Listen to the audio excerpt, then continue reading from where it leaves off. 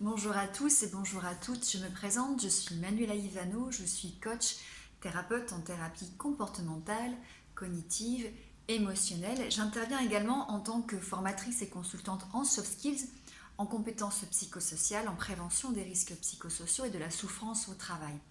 Et j'exerce au cabinet médical de Marly. Aujourd'hui, j'aimerais vous parler d'affirmation de soi, une fois n'est pas coutume, et nous allons parler des compliments. Quand nous avons un déficit d'affirmation de soi, nous avons des difficultés à recevoir des compliments, mais aussi à donner des compliments. Alors pour certains, ça va être peut-être plus facile de donner des compliments plutôt que d'en recevoir. Aujourd'hui, je vais vous parler d'une technique pour donner un compliment. Pour certains d'entre vous, c'est peut-être quelque chose de très facile, mais pour les personnes qui ont ce déficit d'affirmation de soi, donner un compliment, c'est compliqué. Alors, la technique est toute simple, elle est plus simple en théorie qu'elle ne l'est forcément en mise en pratique, et bien évidemment, pour pouvoir s'améliorer, il faut s'exposer, il faut passer à l'action, il faut pratiquer. La première chose, c'est qu'on va demander à la personne en face de nous si on peut, l'autorisation de lui dire quelque chose. Voilà, est-ce que tu me permets de j'aimerais te dire quelque chose, est-ce que je peux te dire quelque chose? C'est la première façon d'introduire le compliment. Puis on va introduire le compliment de manière directe, précise, hein, sans tourner autour du pot, sans trouver de dérive ou de donner trop d'arguments. Plus vous allez en faire et moins le compliment aura d'authenticité. On peut faire un disque rayé si la personne forcément est gênée, et peut-être qu'effectivement si elle a elle-même un déficit d'affirmation de soi, elle aura de la gêne à recevoir ce compliment. Quelqu'un qui n'a pas de déficit d'affirmation de soi accepte tranquillement le compliment et dit oui merci. Quelqu'un qui a de la gêne va dire mais non en fait j'ai juste fait mon travail, je n'ai pas fait tant que ça, voilà, va avoir tendance à se dévaloriser, à sous-estimer ce qu'elle a fait.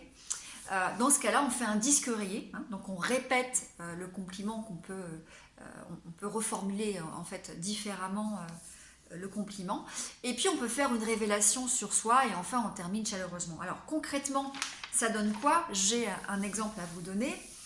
Voilà, j'aimerais te dire quelque chose, donc là c'est la demande d'autorisation. Oui, que veux-tu? J'ai particulièrement aimé ta façon de travailler, et je te remercie de ta gentillesse pendant ces 3 semaines. Là, on est sur une verbalisation qui est directe. Vous noterez qu'on est là sur un compliment qu'on peut appeler une marque de considération, en tout cas une attention qui est à la fois conditionnelle et inconditionnelle. Conditionnelle parce qu'on s'est basé sur le travail, donc sur ce qui a été fait, et inconditionnelle parce que là on touche à la personne, sur ce qu'elle est. Hein. Je te remercie de ta gentillesse. C'est important en tout cas avec les marques d'attention positive, les compliments, de faire une marque d'attention qui touche à la fois à l'être et au faire. Alors qu'on verra que quand on est dans la critique, on va plutôt se focaliser sur le faire et surtout pas sur l'être. Donc j'ai particulièrement aimé ta façon de travailler, je te remercie de ta gentillesse pendant ces 3 semaines. Oh, je n'ai fait que mon travail. En tout cas, j'ai vraiment apprécié ta gentillesse, ça m'a fait plaisir. Donc on a fait un disque rayé, on a répété la même chose, ça m'a fait plaisir, on a fait une révélation sur soi, donc révélation de nos sentiments.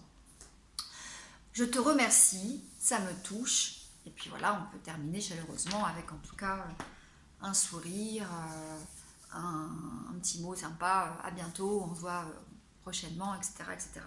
Voilà pour le compliment, j'espère que cette technique vous aura été utile, en tout cas pratiquez en affirmation de soi, c'est ce que je dis aux personnes que j'accompagne. Alors on peut avoir la technique, on peut essayer de comprendre son cercle vicieux, parce que bien sûr si on n'ose pas s'affirmer, c'est qu'il y a un cercle vicieux derrière avec des croyances.